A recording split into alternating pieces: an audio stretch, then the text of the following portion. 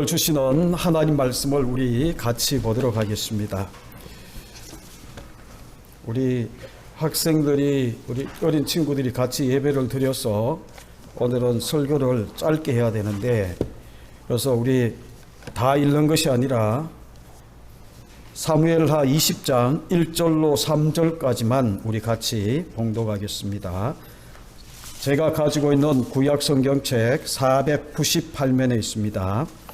498면 사무엘하 20장 1절로 3절까지 말씀을 우리 같이 찾으셔서 같이 합독하시겠습니다.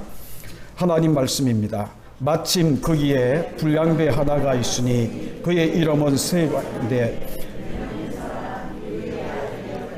그가 나팔을 불며 이르되 우리는 다윗과 나눌 분깃이 없으며 이새의 아들에게 받을 유산이 우리에게 없도다. 이스라엘아 각각 장막으로 돌아가라 하매 이에 온 이스라엘 사람들이 다윗 따르기를 거치고 올라가 비거리의 아들 세바를 따르나 유다 사람들은 그들의 왕과 합하여 요단에서 예루살렘까지 따르니라. 다윗이 예루살렘 본궁에 이르러 전에 머물러 왕궁을 지키게 한 후궁 10명을 잡아 별실에 가두고 먹을 것만 주고 그들에게 관계하지 아니하니 이들이 죽는 날까지 갇혀서 생갑으로 지내니라. 아멘.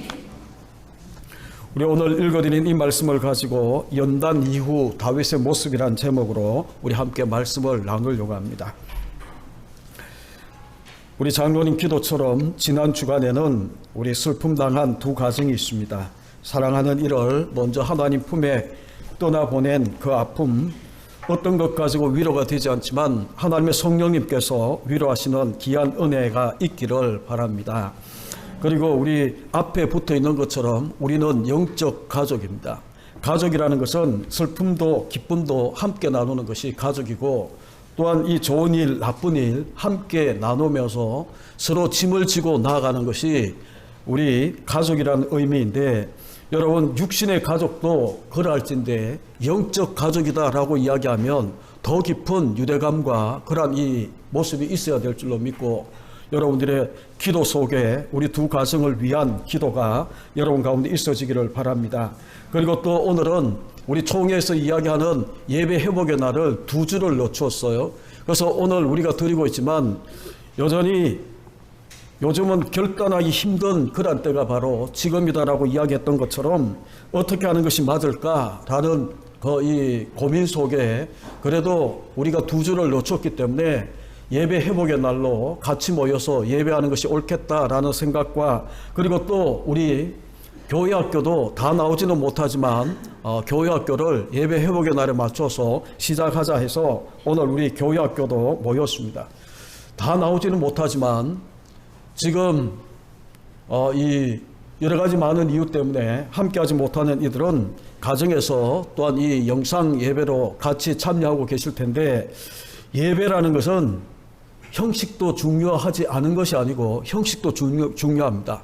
그런데 더 중요한 것은 뭔가 하면 그 속에 담겨져 있는 우리의 믿음의 고백과 또한 우리의 정신, 하나님이 찾으시는 예배라고 이야기하는 것은 사마리아 여인에게 이야기했던 우리 주님께서 신령과 진정, 그 이 영과 진리로 예배하는 자를 하나님이 찾으시고 그런 예배자를 하나님께서 기대하시는 거예요. 그래서 우리가 이 장소가 어디든지 간에 우리가 드리는 예배가 영과 진리로 드리는 예배가 되어야 하나님이 기뻐하시는 겁니다.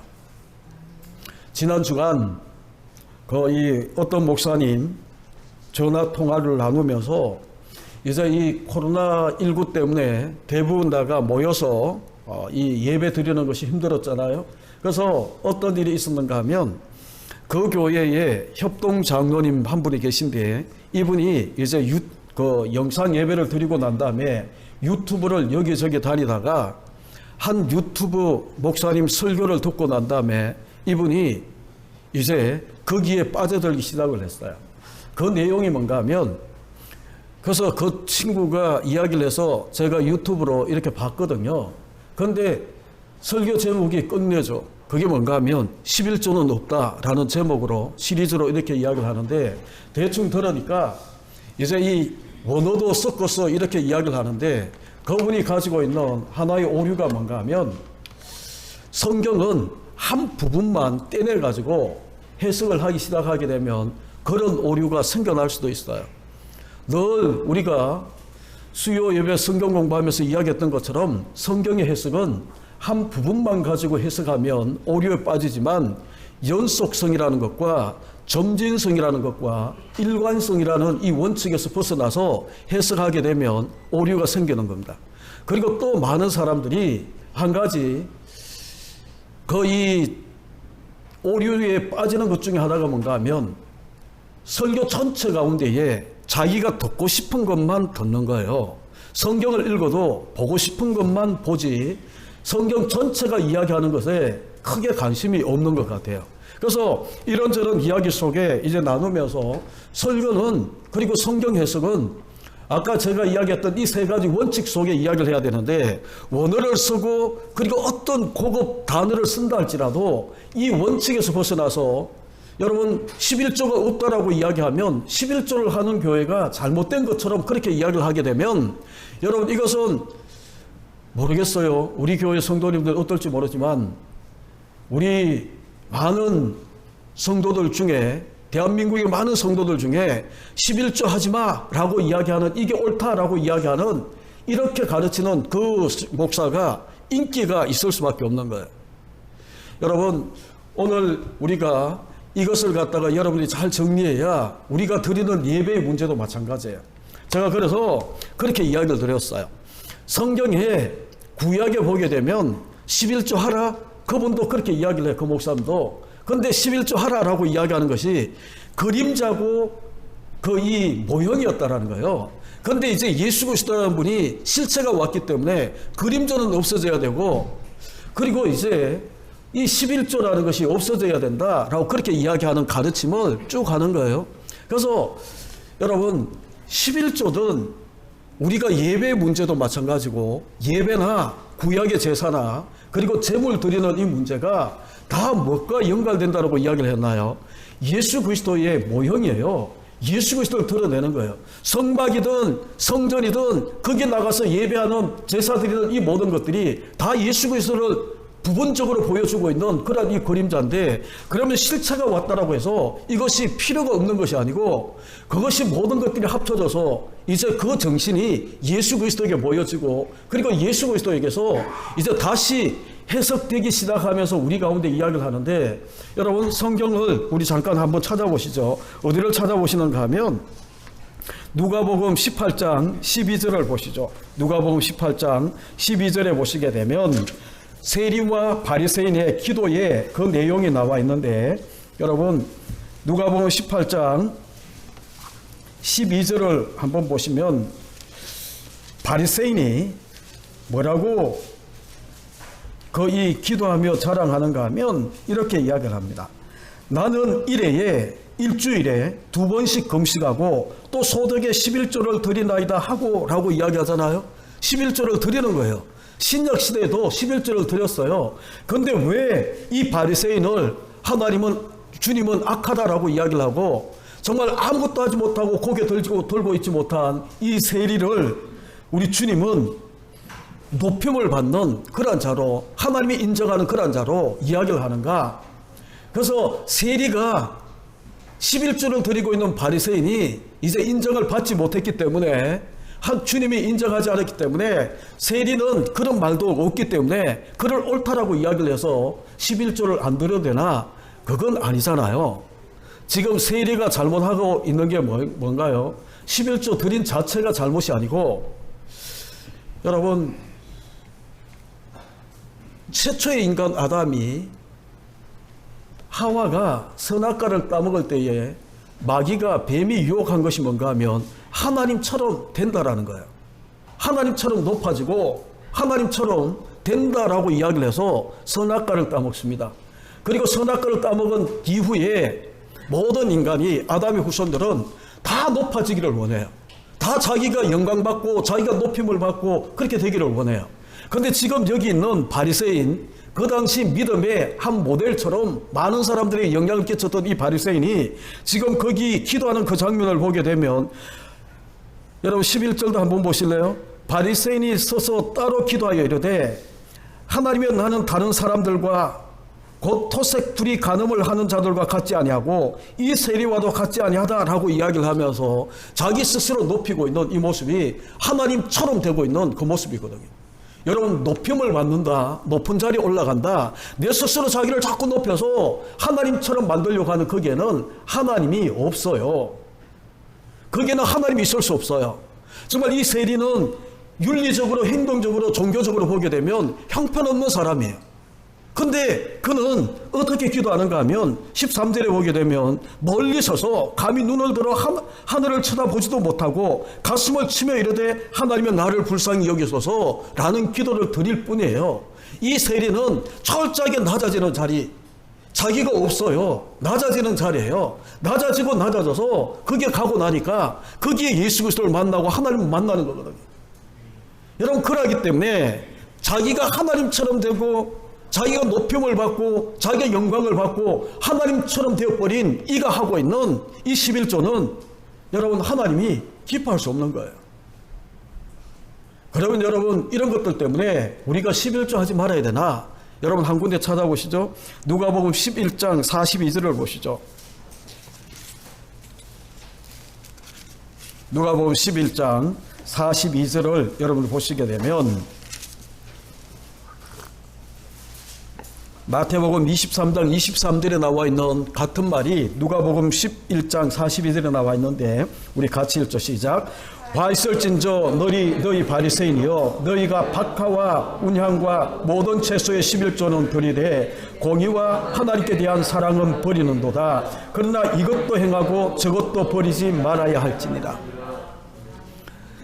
지금 예수님이 바리새인들과 서기관들, 외식하고 있는 이 바리새인과 서기관들, 다시 이야기하면 누가복음 18장에 나와 있는 이 바리새인과 같이 자기 스스로 자기가 이 만들어 놓은 행동하고 있는 이 모든 종교적인 행위에 자기를 높여서 하나님처럼 되어버린 이가, 여러분 그게 나와 있는 것처럼 빠져 있는 게 뭔가 하면 공의가 빠졌어요. 그리고 하나님께 대한 사랑도 빠졌어요. 그 이전에 성경의 개역 성경에 보게 되면 의와 신과 믿음이 빠져 있다라고 이야기를 하는 거거든요. 그러니까 여러분 우리가 지금 이런 성경을 읽으면서 다 종합해서 이렇게 보게 되면 11조 드리라는 거예요. 혹시나 여러분들이 이런저런 많은 유튜버 속에 그런 이 잘못된 가르침 속에 이게 내가 듣고 싶고 내가 보고 싶고 그런 것만 우리가 택해서 그렇게 이야기하기 시작하게 되면 혼란이, 신앙의 혼돈이 생기는 거예요. 여러분 성경을 보십시오. 우리 주님께서 이 외식하고 있는 바리새인과 서기관들에게 마태복음 23장 23절에는 화 있을진저 서기관과 바리새인들이요 라고 이야기하며 거기에 서기관들이 하나 추가되어 있어요. 그런데 누가복음에는 바리새인이요 라고 이야기를 하면서 박하, 운향, 모든 채소의 11조는 드렸다라고 이야기를 해요. 드렸어요. 맞는 거예요. 그런데 이게 잘못되기 시작하게 되면 뭐가 잘못되는가 하면 빠지는 게 있어요. 겉모양은 11조를 드리는데 그 11조 속에 담겨져 있는 우리 주님께서 우리 가운데 주신 믿음의 고백은 빠져 있는 거예요. 구약으로 이야기하면 여러분 메시아 언약이 빠져 있는 거예요.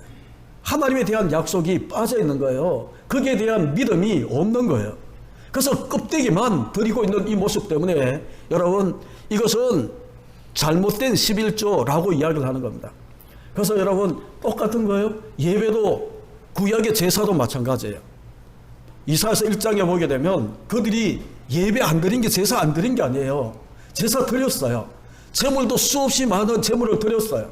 그리고 난 다음에 우리 주님께서 너희가 주고 있는 이 모든 재물은 내게 짐이 될 뿐이다 라고 이야기를 하며 너희는 마당만 밟고 간다라고 이야기하거든요. 우리 교회에 왔다가 마당만 밟고 가는 사람들이 있어. 그죠?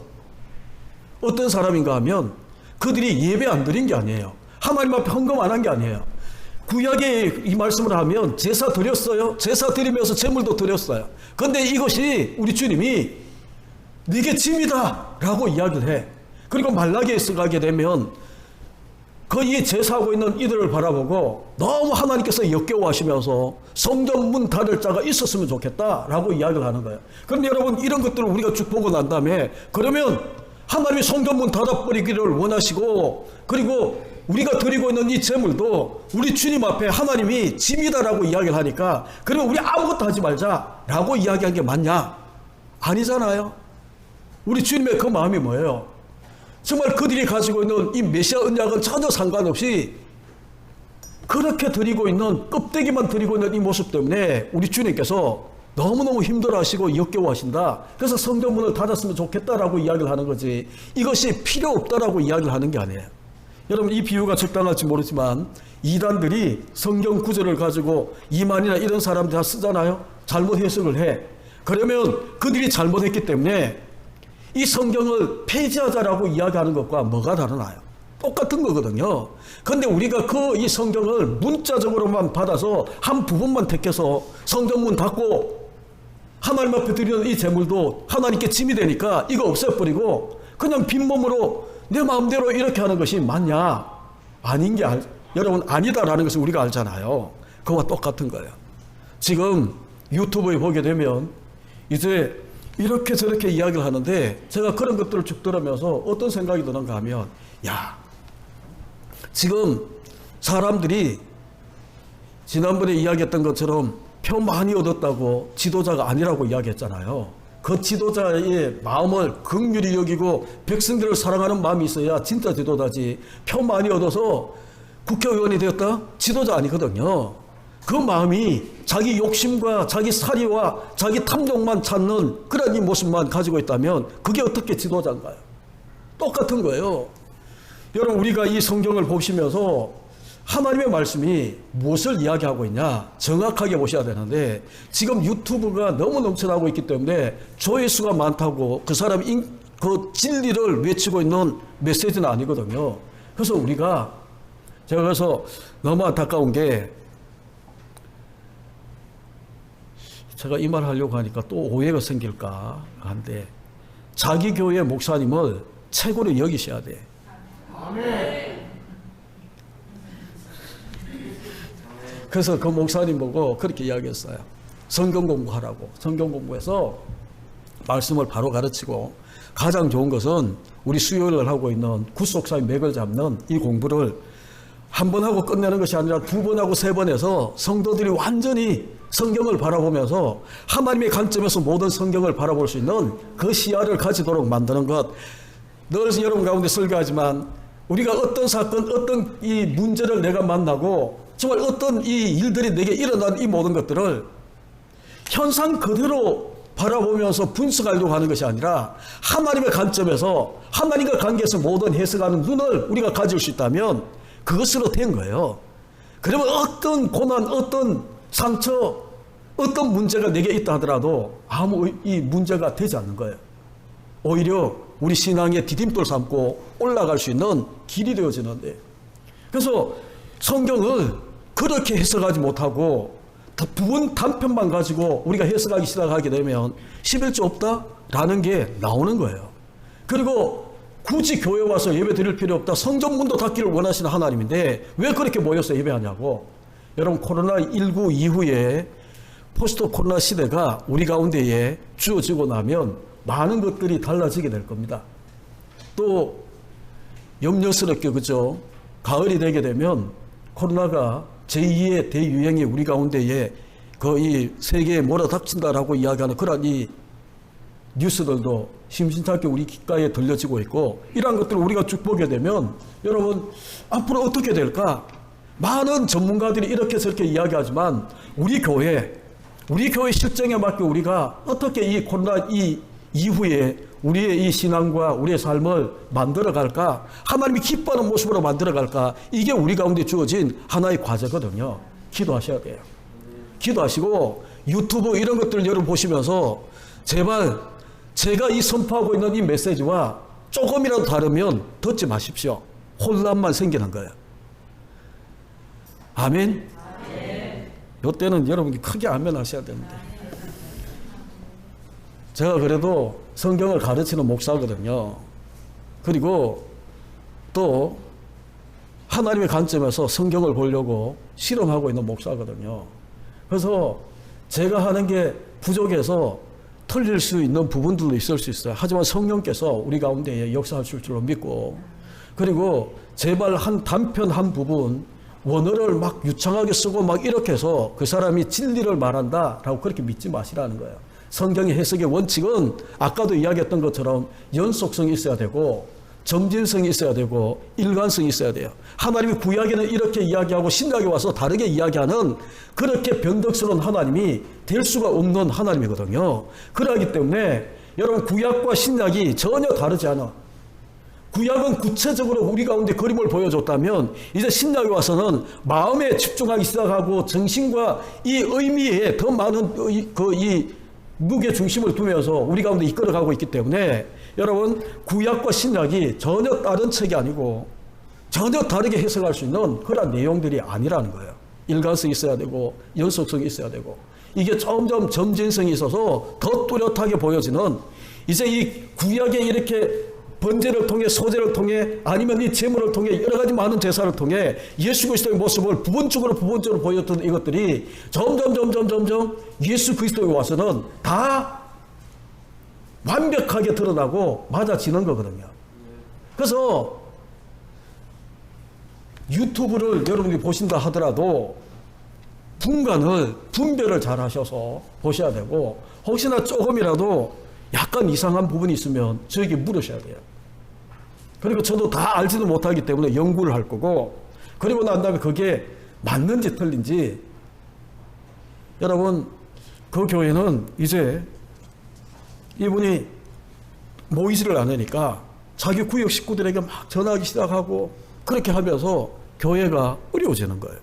안 그래도 코로나19 때문에 어려운 교회가, 여러분, 그런 사람이 등장을 해서 그렇게 이 뒤에 쓴뿌리를 하나하나 던지기 시작하게 되면 그 교회가 견딜 수 있겠나요? 하나님의 은혜로 견디는 거지만 힘든 거예요, 목회자가.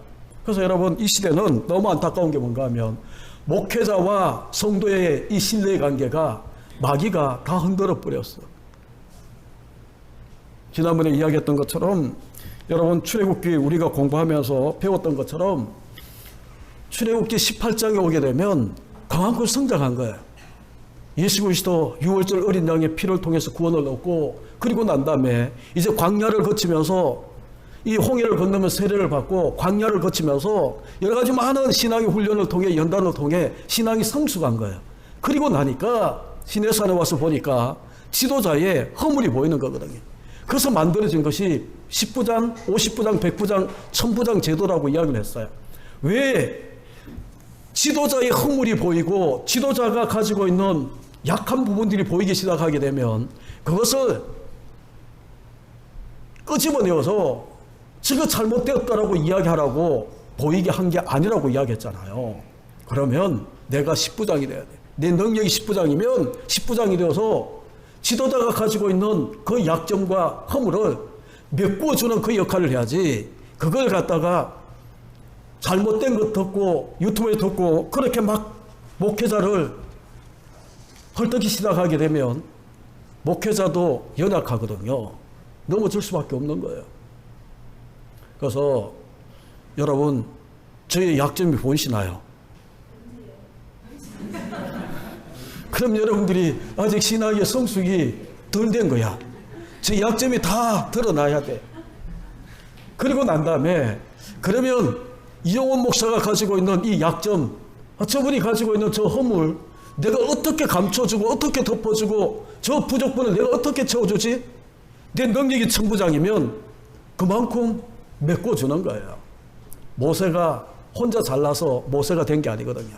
1000부장이 있고 100부장이 있고 50부장이 있고 10부장이 있었어요. 만약에 이들 없이 혼자 다 했다 생각해 보십시오. 시내산을 떠나지 못했을 거예요. 가나안 땅에 들어가는 모든 준비를 갖추지 못했을 거예요. 여러분, 주님 오시는 그날까지 우리 대구 기쁨의 교회가 정말 하나님 나라를 보여주는, 그리고 영적 가족 되어서 우리가 서로 사랑하고 서로 숨기고 서로 아껴주는 그런 이 모습 가운데 우리가 나가는 그런 교회로 끝까지 우리가 나가기 위해서는 여러분, 누군가의 허물이 보여지면 내가 그만큼 잘한 거예요.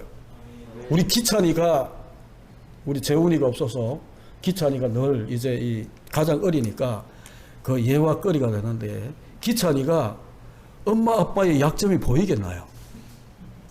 쟤는 지금 어리니까, 그죠?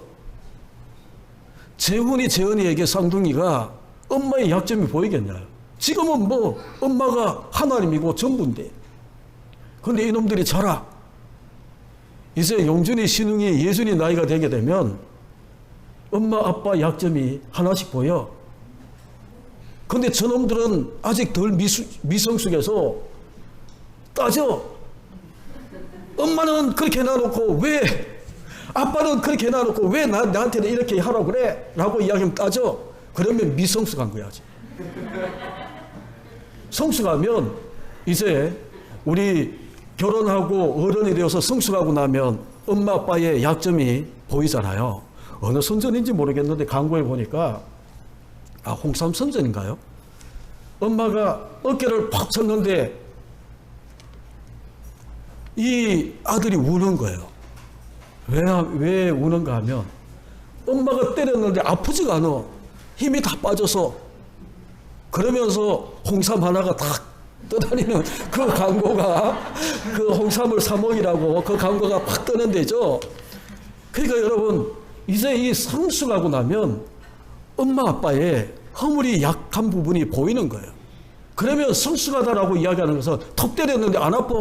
그러면 엄마한테 대들면, 더 매를 벌면 이거는 미성숙한 거거든. 그런데 탁 때렸는데 안 아파. 안 아픈데 왜 울어? 옛날에는 신웅이가 제가 해초를 들고 때리면 아파서 울었거든요. 근데 이제 제가 나중에 한 80대가 턱 때리는데 안 아픈데 울어야 돼. 그래서 홍삼을 사와야 돼. 안 아픈데 우는 거예요. 그게 성숙한 거거든. 여러분, 교회는, 그리고 가정은 그렇게 돼야 되는 거예요. 그래서 우리가 거의 지금 한 교회의 단변적인 그런 모습을 전화 통화하면서 그렇게 이야기를 했지만, 여러분, 우리가 정말 신앙생활 잘한다라고 이야기하는 것은 다른 것이 아니에요. 하나님의 마음을 가지는 거예요. 고린도전서 2장 16절에 이야기하는 것처럼 누가 주의 마음을 알아 주를 가르치겠냐. 우리가 그리스도의 마음을 가졌노라. 여러분, 고린도 교회 얼마나 연약한 교회인가요?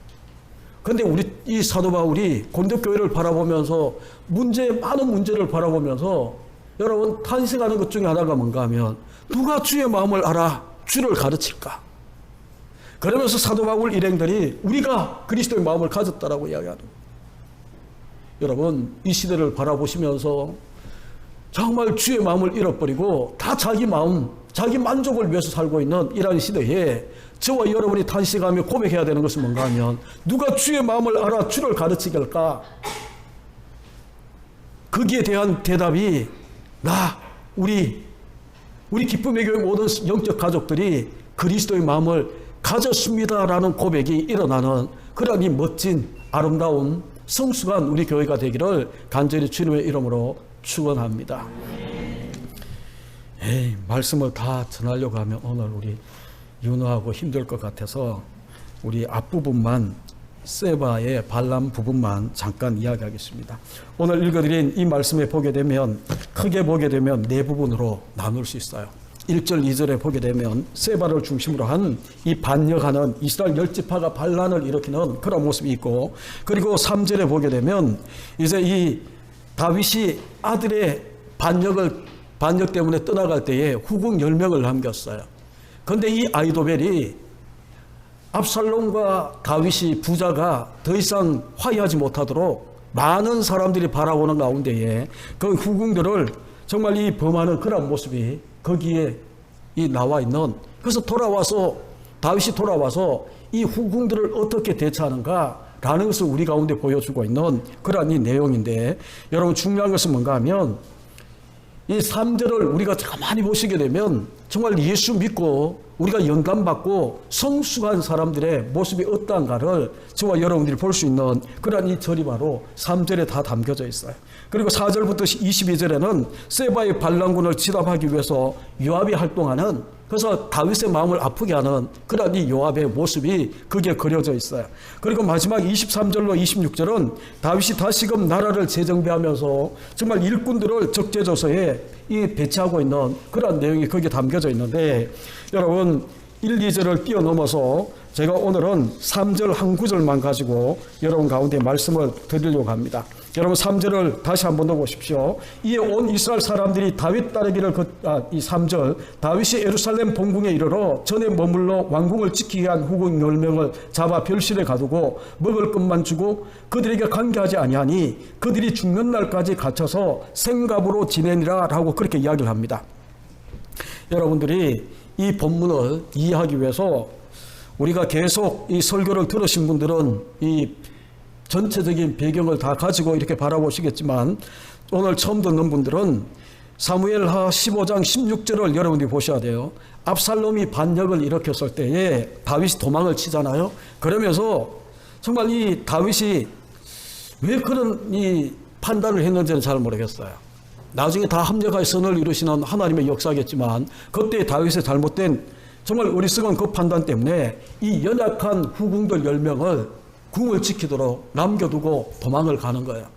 그런데 이 아히도벨이 16장에 가게 되면 모략을 꺼내서 부자지간이잖아요. 언제든지 화해할 수 있지만 이 두 사람이 화해하게 되면 자기 목숨이 위태로우니까 많은 사람들이 보는 앞에 그 이 후궁 10명을 압살롬이 범하도록 그렇게 만들어버려요. 그런데 여러분 보십시오.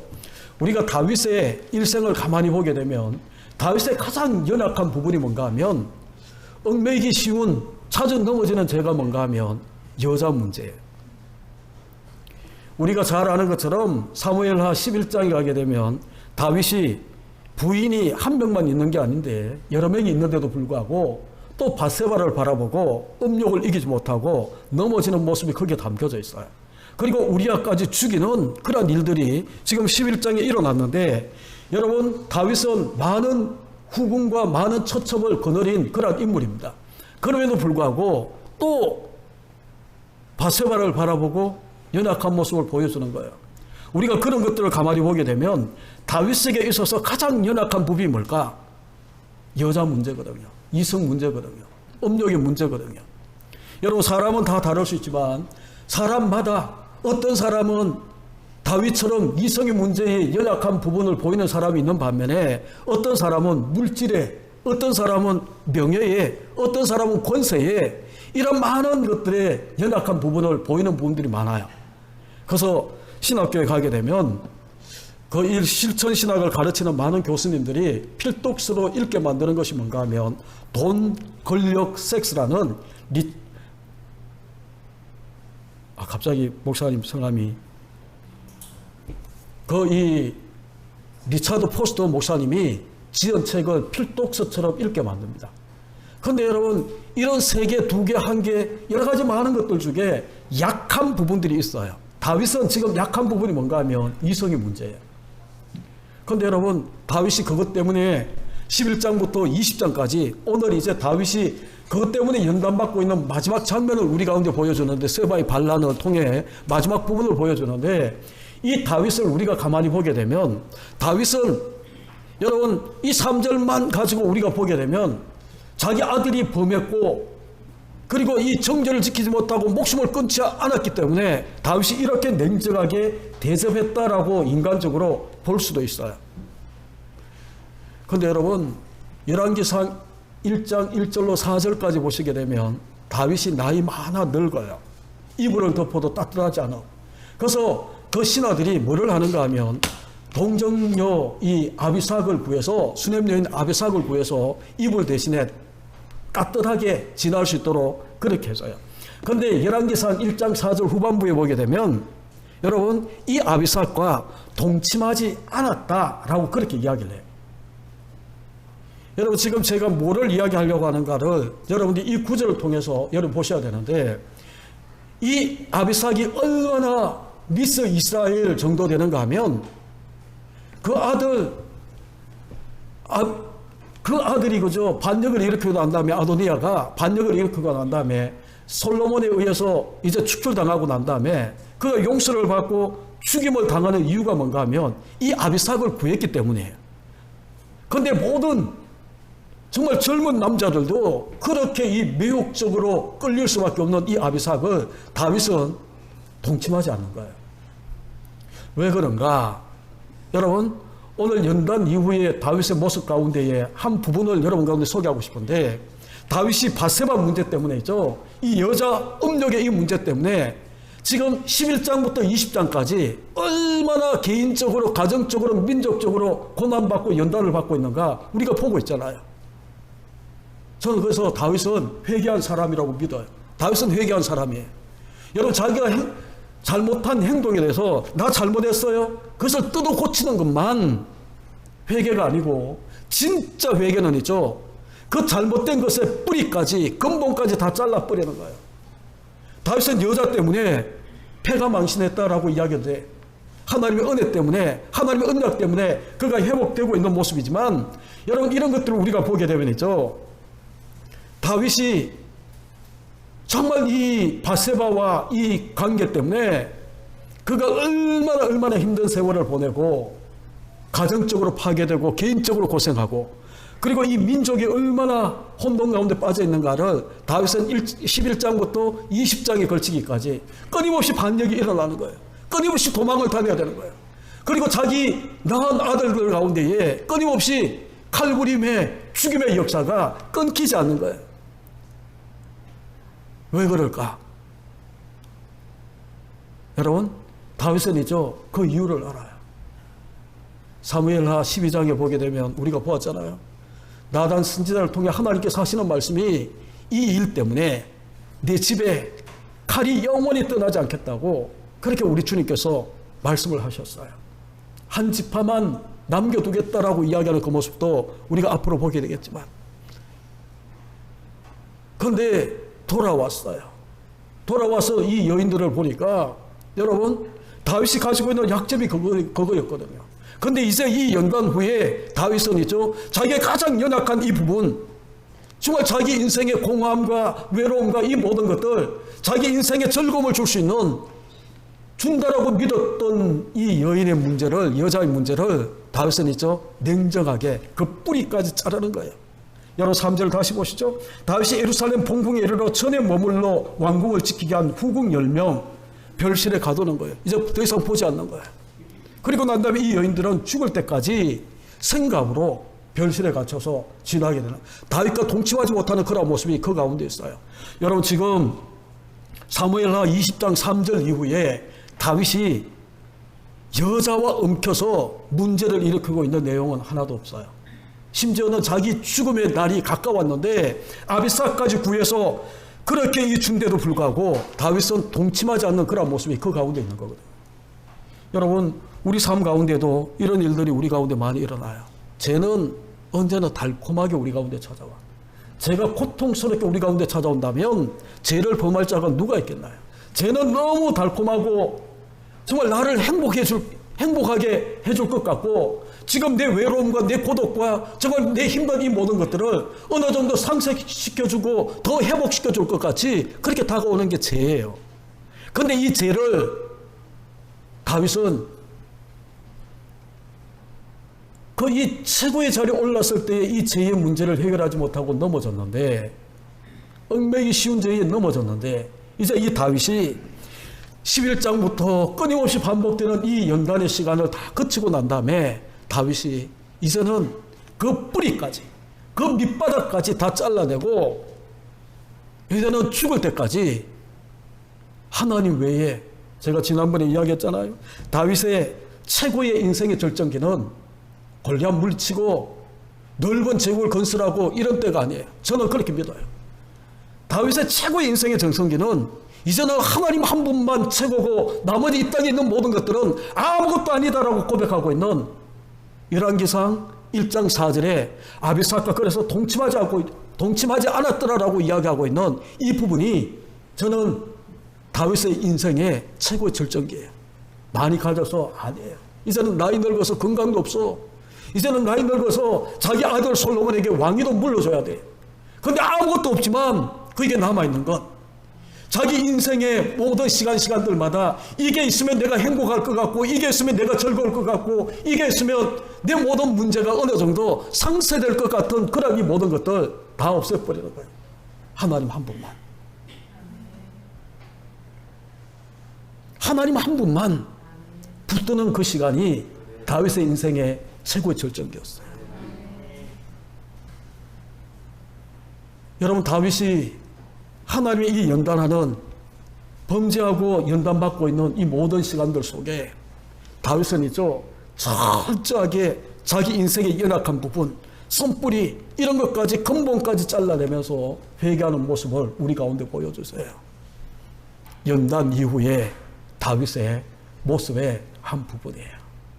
저와 여러분이 정말 예수 믿고 예수님 구주로 영접하고 우리가 살잖아요.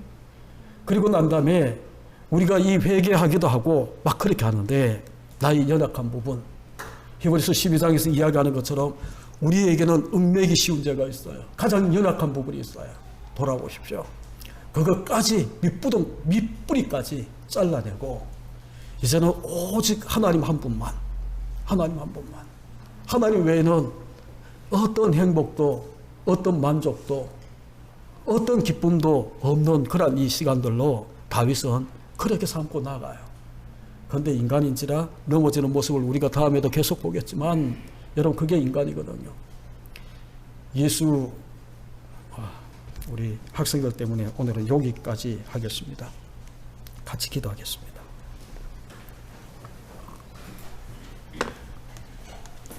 여러분, 말씀을 떠올리시면서 우리 인생길에도 하나님이 우리를 변화시키고 세워주기 위해서 연단시키는 부분들이 있어요. 그 연단을 통해 변화되기를 원하시는 우리 주님의 기대가 있어요. 나에게 가장 연약한 부분이 뭘까? 내가 넘어지기 쉬운, 얽매기 쉬운 죄가 뭘까? 여러분, 떠올려 보십시오. 그래서 우리 주변에도 내 사랑하는 이들이 그런 사람들이 있을 수도 있어요.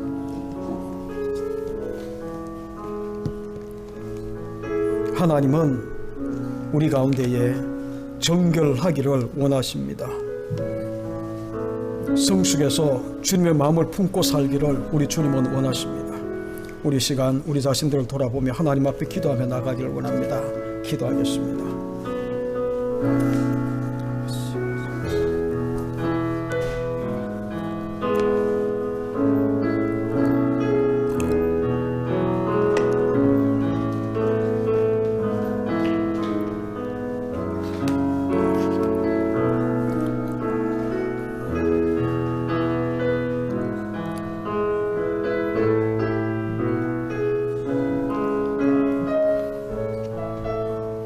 하나님 아버지, 오늘도 저희들을 주의 전에 불러주셔서 감사함을 드립니다.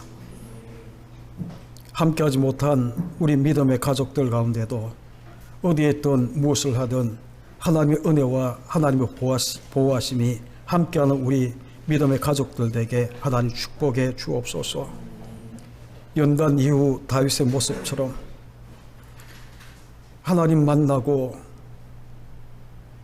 예수 그리스도를 구주라 고백하고 주님을 따르는 이 길 앞에 우리도 변화된 모습, 철저하게 회개한 모습으로 주님 앞에서는 우리 자신들에게 하나님 축복해 주옵소서. 하나님, 우리 교회 불쌍히 여기시고 또한 이 민족 이 나라 긍휼을 베풀어 주시고 정말 힘들게 교회를 섬기고 있는 작은 교회 목회자들 하나님 긍휼을 베풀어 주시고 도와주옵소서. 속히 모든 것들이 회복되어지게 우리 주님께서 축복해 주옵소서. 복음을 들고 타국에서 복음을 전하는 우리 선교사님들 코로나19로 인하여서 힘들어합니다. 그들의 안전의 문제와 또한 사역의 모든 문제와 경제적인 문제가 해결되어지게 우리 주님께서 역사하여 주옵소서. 예수님의 거룩하신 이름으로 축복하며 기도하옵나이다. 아멘.